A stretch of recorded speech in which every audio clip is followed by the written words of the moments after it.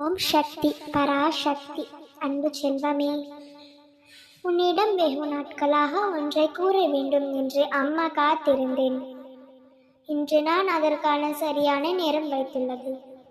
ஏனென்றால் உன்னுடைய வருத்தம், சோகம், கவலையெல்லாம் நிகழ்காலத்திலேயோ எதிர்காலத்திலேயோ இருப்பதில்லை.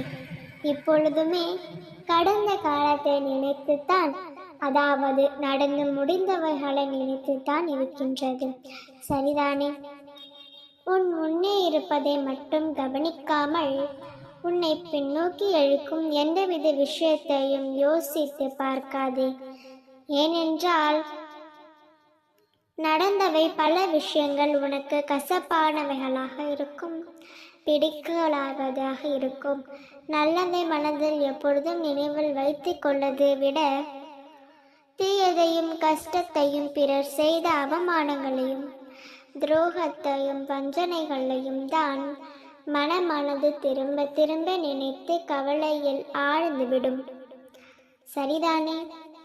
நேற்று அப்படி நடந்தது, போனவரிடம் நடந்தது, என் சிறு வயதில் நடந்தது, அவர் அன்று அப்படி அதை செய்தார் என்று பழையவர்களை நினைத்தால் மனம் அப்படியே துக்கத்தில் ஆழ்ந்துவிடும். ஏனென்றால் சந்தோஷப்படும் விஷயத்தை நினைத்தால் சந்தோஷம் வரும். ஆனால் நீ பல நாட்களே துக்கப்படும் விஷயங்களை மட்டுமே சிந்தித்து அதை அசை போட்டு கொண்டிருக்கின்றாய். யார் ஒருவருமே தெரிந்து தவறு செய்வதில்லை. அதுபோல்தான் நீயும் ஏதோ செய்தால் அதில் பிழை நடந்துவிட்டது, இல்லை யாரோ உனக்கு தவறு செய்து விட்டார்கள். அதை திரும்ப திரும்ப நினைத்து பார்ப்பதால் இன்றுமுள்ள சந்தோஷமும் நாளை நடக்க இருக்கும் சந்தோஷமும் நமக்கு தெரியாது.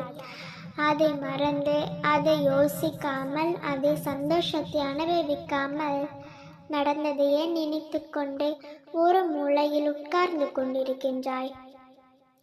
இதனால் தான் உன்னில் இருக்கும் வழியை பார்க்க முடிவதில்லை.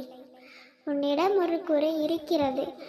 எல்லாவற்றிலும் ரொம்ப யோசித்து அதை பெரியதா நினைத்து புழுங்கி உன்னை நீயே காயப்படுத்திக் கொள்கின்றாய். தவிர்த்து விடு தங்கமே. உன் கர்வ மானவத்தை தூக்கி எறி.